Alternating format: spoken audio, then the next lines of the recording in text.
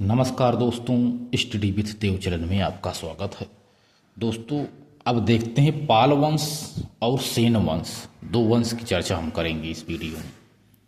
ठीक है, तब तो सबसे पहले देखते हैं पाल वंश। बंगाल में गौड़ वंश के शासक बंगाल में गौड़ वंश के शासक शशांक की मृत्यु के पश्चात बंगाल में गौड़ वंश का शासन था। तो गौड़ वंश के शासक शशांक की मृत्यु के बाद बंगाल में अराजकता का माहौल फैल गया, अराजकता फैल गई। इस स्थिति को देखकर बंगाल की प्रजा ने 8वीं सदी ईस्वी में गोपाल को अपना शासक चुन लिया। गोपाल को इन लोगों ने अपना शासक चुना, गोपाल को, क्योंकि वहाँ अराजकता जब फैल गई धीरे धीरे, उन्होंने गोपाल को अपना शासक नियुक्त किया। तो गोपाल 750 से 770 ईस्वी तक शासन किया था। 750 में पाल वंश की नींव डाला गोपाल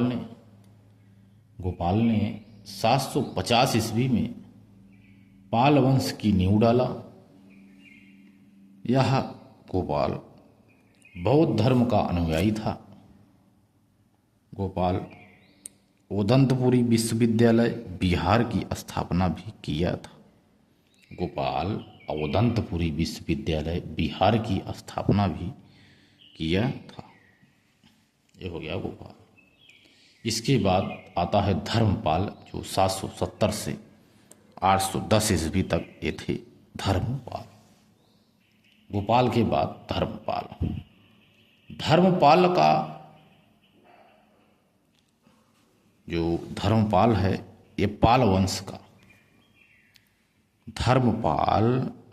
पाल वंश का वास्तविक संस्थापक था। उसने मुंगेर को अपनी राजधानी बनाया तथा धर्मपाल महाराजाधिराज एवं परम भट्टारक की उपाधियां भी धारण किया था। महाराजाधिराज परम भट्टारक की उपाधियां धर्मपाल धारण किया था। धर्मपाल पाल वंश का पहला शासक था। धर्मपाल पाल वंश का पहला शासक था जो कन्नौज के त्रिकोणी संघर्ष में भाग लिया था। यह त्रिकोणी संघर्ष में भाग लिया। धर्मपाल ने कन्नौज पर आक्रमण करके आयुध वंश के शासक इंद्रायुध को गद्दी से उतारकर अपनी अधीनता में चक्रायुध को कन्नौज का शासक नियुक्त कर दिया। आयुध वंश के शासक थे इंद्रायुध को गद्दी से उतार दिया। इंद्रायुध को गद्दी से उतार कर अपनी अधीनता में चक्रायुध को कन्नौज का शासक नियुक्त कर दिया। अगला पॉइंट समझ लो है, धर्मपाल ने नालंदा विश्वविद्यालय के खर्च के लिए 200 गांवों को दान में दिया था। धर्मपाल ने नालंदा विश्वविद्यालय के लिए, उनकी खर्च के लिए, देख राख के लिए 200 गांवों को दान में दिया था। इसके अलावा दरभंगा यानी बिहार में विक्रमशिला विश्वविद्यालय और बंगाल में सोमपुर विश्वविद्यालय की स्थापना किया था। विक्रमशिला विश्वविद्यालय में बौद्ध धर्म के वज्रयान संप्रदाय की पढ़ाई होती थी। जो विक्रमशिला विश्वविद्यालय, इसमें विश्वविद्यालय में बौद्ध धर्म के वज्रयान संप्रदाय की पढ़ाई होती थी।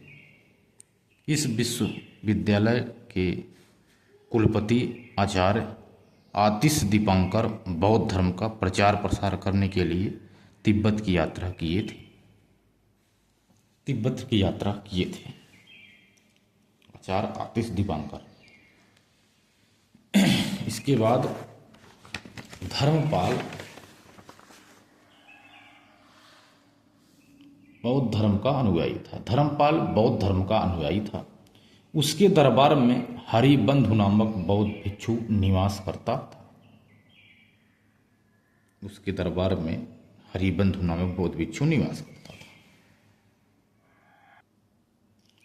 इसके बाद देवपाल आता है। देवपाल देवपाल देवपाल को पाल वंश एवं बौद्ध धर्म का पुनर्संस्थापक कहा जाता है। देवपाल को पाल वंश एवं बौद्ध धर्म का पुनर्संस्थापक कहा जाता है। पाल वंश का शासक महिपाल प्रथम के शासनकाल में पाल वंश के शासक महिपाल प्रथम के शासनकाल में अरबी यात्री अल मसदी 10वीं सदी ईस्वी में बंगाल की यात्रा किया था। महिपाल प्रथम के शासनकाल में अरबी यात्री अल मसदी 10वीं सदी में बंगाल की यात्रा किया था। उसने बताया कि पाल वंश के शासक बौद्ध धर्म के अनुयायी थे। उन्होंने ही बताया था पाल वंश के शासक बौद्ध धर्म के अनुयायी थे। पाल वंश का अंतिम महत्वपूर्ण शासक रामपाल था। पाल वंश का अंतिम महत्वपूर्ण शासक रामपाल था। रामपाल के दरबारी कवि संध्याकर नंदी थे। संध्याकर नंदी ने रामपाल चरित नामक ग्रंथ की रचना किया था और पाल वंश का अंतिम शासक गोविंद पाल था। पाल वंश का अंतिम शासक गोविंद पाल था। एक नोट है, देख लीजिए। 9वीं सदी भारत आया अरबी यात्री सुलेमान ने पाल वंश साम्राज्य को रुहमा कहा है। जो सुलेमान 9वीं सदी में आया था तो वह पाल साम्राज्य को रुहमा कहा है।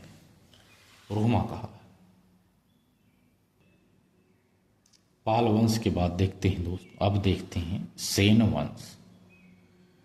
सेन वंश का संस्थापक सामंत सेन था, जो 1070 से 1095 ईस्वी तक शासन किया था। सेन वंश का संस्थापक था सामंत सेन सेन वंश का संस्थापक था।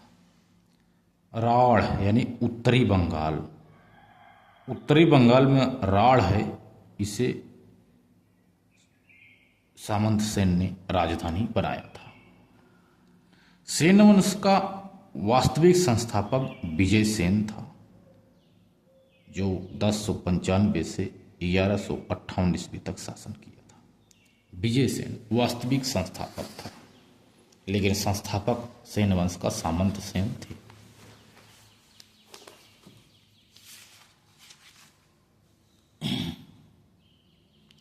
विजय सेन जो वास्तविक संस्थापक है, विजय सेन यह शैव धर्म का अनुयायी था। इन्होंने राजधानी बनाया था, 2 राजधानी बनाया था। विजयपुरी को राजधानी बनाया था, जो पश्चिम बंगाल में है, तथा विक्रमपुर को भी राजधानी बनाया था, जो पूर्वी बंगाल में है। विक्रमपुर, विजयपुरी दोनों को राजधानी बनाया था। इसके बाद आता है भल्लाल सेन 1158 से 1178 ईस्वी तक। भल्लाल सेन एक ग्रंथ है, दान सागर एवं अद्भुत सागर नामक ग्रंथों की रचना किया। भल्लाल सेन ने दान सागर एवं अद्भुत सागर नामक ग्रंथों की रचना किया था। भल्लाल सेन ने अद्भुत सागर को पूर्ण नहीं कर पाया, तभी उसकी मृत्यु हो गई। तब उसका पुत्र लक्ष्मण सेन अद्भुत सागर को पूर्ण करवाया था। इसके बाद देखते हैं लक्ष्मण सेन सेन वंश का अंतिम शासक था। लक्ष्मण सेन सेन वंश का अंतिम शासक था। साहित्यकारों का प्रशयदाता भी था। लक्ष्मण सेन के दरबार में गीत गोविंद के रचनाकार देवदूत, पवनदूत के रचनाकार धोई। लक्ष्मण सेन के दरबार में गीत गोविंद के रचनाकार देवदूत, पवनदूत के रचनाकार धोई, ब्रह्म सर्वस्व के रचनाकार हलायुध निवास करते थे। मोहम्मद गोरी का दास कुतुबुद्दीन बख्तियार खिलजी ने 1205 ईस्वी में लक्ष्मण सेन को पराजित कर लखनऊती पर अधिकार कर लिया। लक्ष्मण सेन भागकर विक्रमपुर चला गया। वहां से उसे पकड़कर लाया गया और उसकी हत्या कर दी गई। बंगाल पर मुस्लिम राज्य की बुनियाद कायम हो गई। 1205 ईस्वी में बंगाल पर मुस्लिम राज्य की बुनियाद कायम हो गई। तो अगली वीडियो में दोस्तों देखेंगे। तो दोस्तों मिलते हैं और एक बेहतरीन क्लास में, तब तक के लिए धन्यवाद।